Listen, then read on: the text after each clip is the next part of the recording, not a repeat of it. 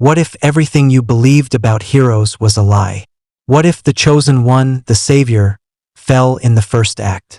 Imagine a world where destiny betrays you, and the only path forward is through a nightmare ruled by an immortal tyrant. This isn't just a fight for survival. It's a desperate struggle against a force that rewrites the very rules of life and death.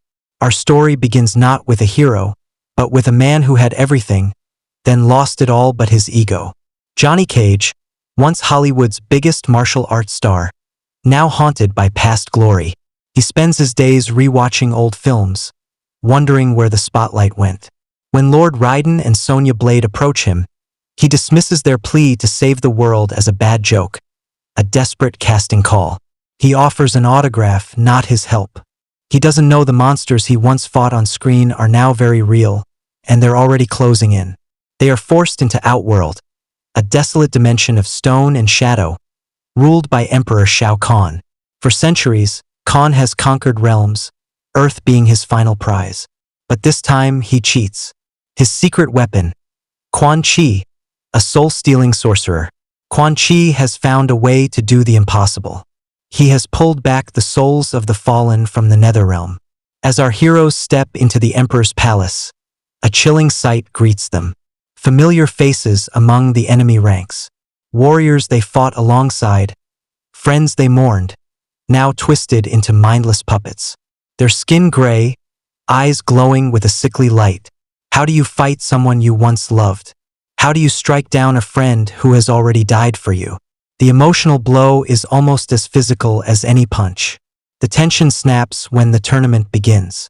Johnny is teleported into a massive arena, carved from bone and shadow. His opponent, Kitna, the deadly princess of Ednea, adopted daughter of Shao Kahn. Johnny tries his usual charm, but Kitna is a whirlwind of grace and violence. She beats him effortlessly, her fans hovering inches from his throat. The crowd roars for his head. But then, something strange happens. Instead of the final blow, Kitna looks into Johnny's eyes. She sees fear, humanity, a spark she hasn't seen in Outworld for a long time.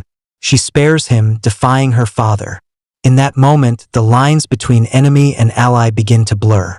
But while Johnny finds a glimmer of hope, the rest of the team is falling apart. In a move of calculated cruelty, Quan Chi and a revived, corrupted Kung Lao launch a sneak attack on Lord Raiden. They don't just wound him. They use Shinnok's amulet to drain his godhood. The Thunder God, Earthrealm's protector, is left powerless, his robes stained with blood. The heroes are now leaderless, trapped in a hostile world with no way home.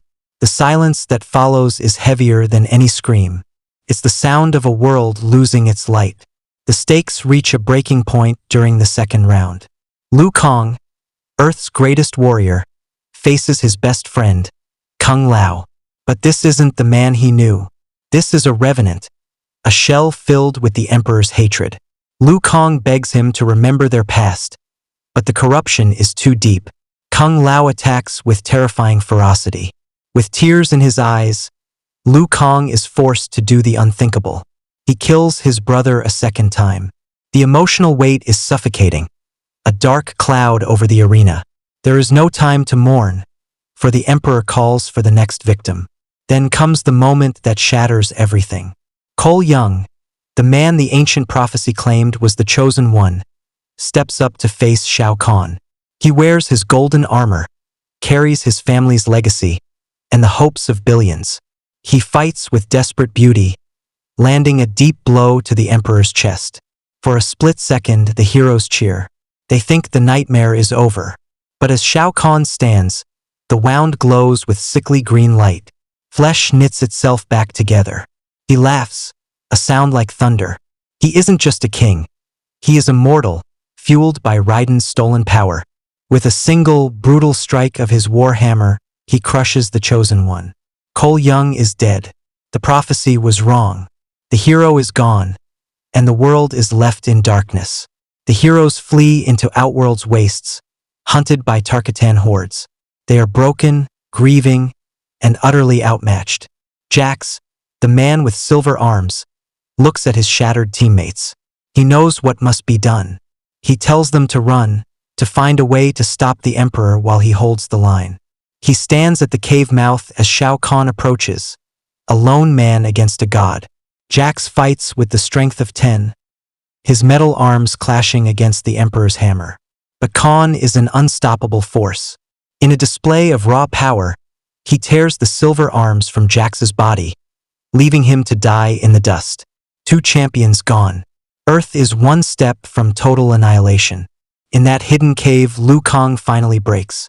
The weight of his failures, the death of his friends, the loss of his brother, it's too much. He looks at Sonya and Johnny, telling them the truth. He isn't the savior he thought. He isn't the chosen one. But as he speaks, something changes. A different fire glows in his eyes. Not prophecy, not a god's gift, but pure, unadulterated sacrifice. Being a hero isn't about destiny. It's about what you do when greatness is taken away. He will return to the palace, to face the Emperor alone. He knows he can't win, but he can distract.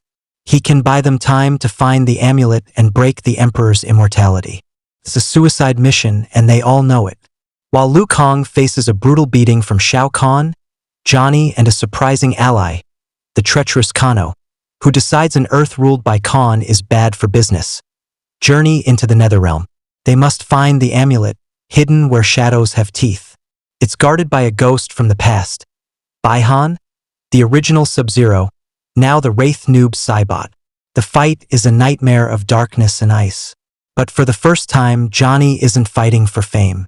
He's fighting for his lost friends, for the world he ignored, for the man he wants to become. In the heat of battle, as Noob Cybot prepares to drag him into the abyss, something inside Johnny clicks. A brilliant green aura erupts from his body, the ancient, dormant power of his ancestors, triggered by his desperate need to protect. He strikes with the force of 1,000 suns, driving back the shadows and seizing the amulet. Back in the palace, the climax reaches a fever pitch. Liu Kang is beaten to a pulp, his body broken, his spirit tested. Shao Kahn stands over him, hammer raised. But Liu Kang doesn't beg for mercy. He looks the Emperor in the eye and smiles, teeth stained red. He tells the Emperor he has already lost. At that exact moment, in the frozen heart of the Netherrealm, Johnny and Kano shatter Shinnok's amulet. The sound is like 1,000 mirrors breaking. Raiden's stolen power rushes from Shao Kahn in a violent explosion of light, leaving him mortal, vulnerable, terrified for the first time in 10,000 years. The Emperor's ornate mask falls, revealing a face no longer a god's, but a man's, twisted by centuries of greed and malice. Kitna, finally free from his magical influence, steps forward. She doesn't use prophecy or a god's power. She uses the very skills he taught her, the lethal grace he forced her to master, to end his reign. With a swift, decisive strike of her fans, the tyrant who conquered worlds is brought down by the daughter he tried to corrupt. The silence that follows his fall is absolute, a moment of peace that feels like it could last forever. As the dust settles, and the sun breaks through Outworld's bruised clouds, the victory feels hollow. The palace is a ruin of bone and gold. The cost has been devastating. Cole is gone. Jax is gone. Liu Kang has vanished into the flames of his sacrifice. But as light returns to Raiden's eyes and power flows back into his veins, he looks at the survivors. Johnny, Sonya, Kitna, even the rogue Kano. They aren't the perfect heroes of legend. They are survivors scarred, weary, forever changed. They are the ones who stood when everyone else fell. The story ends not with celebration, but with a quiet, solemn promise. Over the Emperor's throne, Kitna is crowned queen of a freed Nia, her eyes fixed on a future finally her own. But shadows still move. Quan Chi is out there, his laughter echoing. The souls of the fallen are trapped in the Netherrealm. Johnny Cage, who once only cared about his reflection, looks at the horizon. He doesn't see a movie set. He sees a world that still needs him. He knows the fight isn't over. Being a champion isn't about a title or prophecy. It's about the choices you make when the world falls apart. Sometimes legends are wrong. The chosen one fails. prophecy is just words. But in the end, it's the people who refuse to give up, who keep fighting when hope is a distant memory, who truly change the world. They prove that even in a world of gods and monsters, the most powerful thing is the human spirit, unyielding and unbreakable. As they prepare to dive back into darkness to bring their friends home, one thing is certain. The tournament may be over, but the war for the realms has only just begun. The path ahead is long, filled with shadows, but for the first time, they aren't walking it alone.